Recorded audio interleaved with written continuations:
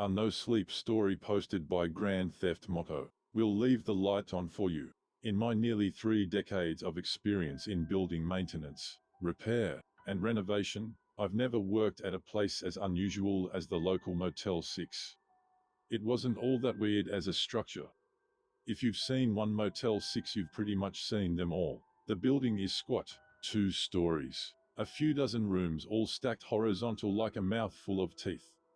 Probably the most interesting thing about the Motel 6 I worked at is that it's isolated, miles away from the nearest town, sitting all on its own off the highway. Now, the other peculiar thing about the Motel 6 you wouldn't know unless you worked there: management was terrified of the lights ever going out. We had 2 backup generators on site.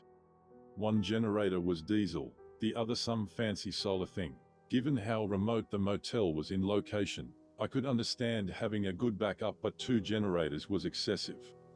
Then again, everything about that place was excessive. In the first year I worked there, the manager, a fussy, middle-aged guy named Owen, insisted that maintenance check and swap out all light bulbs on the property each month.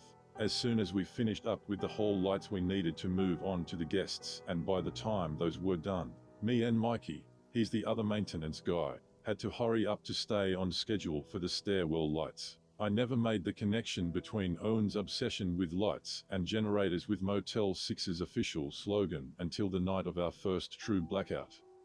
If you're unfamiliar with Motel 6's advertising, they have a very famous tagline they use in all their commercials: "We'll leave the light on for you." Cute slogan. Makes it seem like you're staying in a friend's home instead of a generic Lego block of a motel where the towels smell like sweat and the parking lot lamps attract drug users like moths to a candle. You can probably tell I don't have the fondest feelings for my former employers at Motel 6, but after I tell you what happened, the lights went out, I think you'll understand. It all started with a week of nasty storms we got last year. This was back in January, so we didn't have a ton of guests. I think, at the time of the incident, maybe 20 rooms were occupied. Or maybe 30. We'd gotten 8 days straight of first rain, then slush, then snow. Owen was worried that the wind might knock the lines down and we'd be stuck. All of the cloud cover meant the solar generator would be useless, so the boss sent Mikey to make sure the diesel cans were full in case we needed the other power source. Sure enough, on the 9th night of crappy weather, the lights began to flicker. I remember that I was in the back office working on maintenance logs. The office was cramped, and it didn't help that I'm a big guy. I was just about to file some purchase requests for tools when the flickering began. Not 2 seconds later, Owen ran into the room. "We need the generator up and running, Logan. Now," he demanded. I sighed and picked up my radio from the desk. "Hey Mikey, this is Logan. Do you copy?" "What's up, bossman?" Mikey replied. "Hey Mikey, I've got Owen here with me. Looks like the snow might knock out ours." If on cue, the lights flickered again and came back much dimmer. "Shoot, yeah, I think we're about to lose electricity. Can you go ahead and fire up the diesel so we can keep the lights on?" There was a pause on the other end of the radio. Not the usual Mikey losing attention kinda pause, but the sort that let know he was trying to think up an excuse. "We might, have a problem there, boss," Mikey said. All of the blood drained from Owen's face at Mikey's reply. "Can you meet me in the generator room?" We left the office and hurried through the parking lot. It was snowing hard and Owen nearly slipped on some hidden ice, grabbing for my arm to keep from falling. We crossed over to the small maintenance building and hurried inside. Mikey was already sitting on the diesel generator when we walked to the small back room. He had a sheepish grin that was more of a wince than anything. "Now, I'll tell you the issue with the generator," Mikey promised, holding up his hands. "But first you have to promise not to be mad."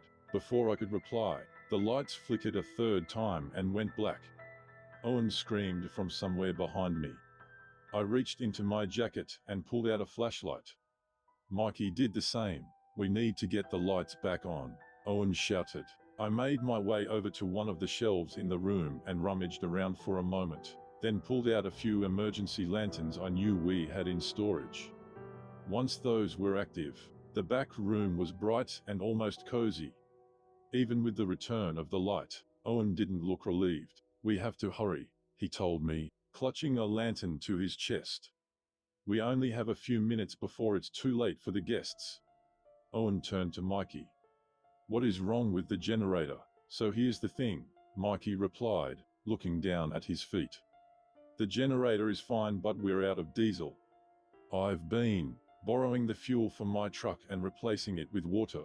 I figured it's just a loan, and not an issue since I'm the one who always does inventory on that kind of thing." He looked up at me.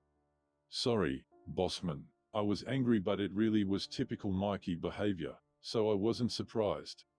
Owen, on the other hand, was baring his teeth. His fear turned into what looked like hateful rage. "You idiot, you absolute moron," Owen spat at Mikey. "There's no fuel. The guests have been in the dark now for," he checked his watch, "more than 3 minutes. Complete, total dark. Do you get it? They could start turning any." Owen was interrupted by the most savage scream I have ever heard coming from inside the Motel 6. The three of us looked at each other. Then Owen sprinted for the door to the maintenance room. Owen locked and bolted the door, then began trying to push a table against it as a barricade. "Help me before they realize we're here," Owen hissed. Mikey and I moved to help him push furniture in front of the door. There was another shriek from the motel, then another, then what almost sounded like howling. "They'll start with each other," Owen whispered. "Once some of them get into the parking lot, they'll try the door. We need to stay quiet." "What is going on?" I asked. Owen sat on the floor with his back against the door barricade. He set his lantern down and gestured for all of us to join him. "I'll tell you everything," he whispered. "But this has to stay secret. I'd lose my job if corporate found out, but we're in this mess now, so you deserve to know." The three of us sat in a circle as Owen spilled his guts. "All Motel 6s have a terrible design flaw. Or maybe a curse or an intentional defect created to experiment on people. Everything was safe as long as lights were on in or around the building. But if the motel ever experienced true darkness for just a few minutes, it would begin to alter the minds of all inside. The effects, I'm told, are rapid and extreme," Owen explained, occasionally glancing over his shoulder at the door. "Think of it like a form of rabies." Someone began pounding on the maintenance door. Several someones, based on the thunder rattle of fists against metal. Owen held one shaking hand to his mouth, finger to his lips, signaling for us to be silent. It felt like the thudding lasted for hours, but it was probably only 5 minutes. Whatever was outside lost interest or gave up.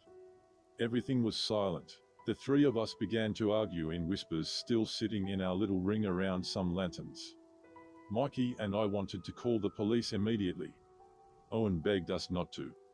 He figured the damage was already done, and if we got the cops involved, it could cause terrible press for Motel 6. "That's the kind of bad PR that gets people like us silenced," Owen added, with a cutthroat gesture. "The decision was made for us when I took out my phone. We didn't have great reception at the motel even in clear weather, but the constant snowstorms had completely killed the signal. We were cut off. Owen figured we could wait the chaos out and that all of the guests should be gone, or, well, they shouldn't be dangerous after a few days. The maintenance building was cold, basically a giant garage without the best insulation, but we would survive. There was no food, but at least we had running water from the bathroom in the back. That is, we did have running water until the pipes froze that first night. We huddled together, sleeping on the floor, using tarps for blankets, then woke up the next morning hungry, thirsty, and freezing. We listened carefully for the better part of an hour before deciding to risk it. The three of us quietly took down the barricade from the door and unlocked it. I was the first to step outside. Snowdrifts lay heavy across the parking lot and flakes still fell gently from the clouds above. We crunched through the fresh powder single file towards the motel. We were halfway across the lot when the first guest spotted us from her perch on top of a car. She was a blonde woman, probably in her 30s, and only wearing blood-stained pajamas. One of her eyes was ripped out and hanging from the nerve.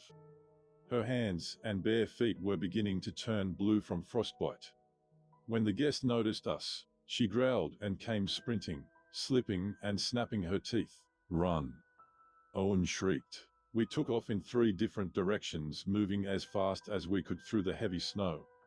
More mutilated guests came pouring out of the Motel 6. I saw a man with fishhooks pushed through his face chasing after Mikey with a baseball bat. 2 women in shredded nightgowns went after Owen. They ran on all 4s like beasts. Only one guest came after me, a teenager by the look of him. His ear was ripped off at the root and a maroon streak of blood was frozen against his cheek. He had madness in his eyes and a butcher knife in his hand. I've never run so fast. I was wheezing and puffing through the snow by the time I reached a nearby tree line. That was the first time I allowed myself to turn around. My pursuer was gone, probably joining in the hunt for one of the others. I heard a long scream. It was hard to tell at that distance with the wind blowing, but it sounded a lot like Mikey. I spent the next hour navigating through the woods until I finally reached a clearing where my phone could get a signal. The 9-1-1 dispatcher was calm and professional until I mentioned the words, Motel 6. She got quiet then and put me on hold so that she could speak to her supervisor. A few minutes later, she returned to the line and directed me to head north until I hit the highway and to keep my phone on so they could track my GPS. After another hour of trudging through the snow, the woods thinned ahead of me and I saw the road. A police cruiser was waiting for me. They drove me back to the station, gave me coffee and a blanket, then asked me to wait in an interview room. 20 minutes later, 2 men in grey suits came into the room with me. They were with Motel 6 and offered me more money than I'd make in a decade to sign a few papers, non-disclosure agreements, and to agree not to talk to reporters about what I thought I saw at the motel. I took the money, God forgive me, but I told myself it wouldn't matter once the media caught wind of the massacre at the Motel 6. The story would be huge and the company would pay for allowing guests to stay in that kind of danger. Only, the story never got out. Somehow, Motel 6 covered it up. They staged unrelated accidents, tragedies, even suicides for all of the guests who died there. I read Mikey's obituary a week later. They said he died in a car crash. I don't know how they hushed it up, but they did. Now every day, I wonder if I'll be the last loose end they decide to cut. I'm breaking all of the contracts they had me sign, but the truth needs to get out. If you ever stay at a Motel 6, make sure they really do leave a light on for you, because violence and madness wait in the dark.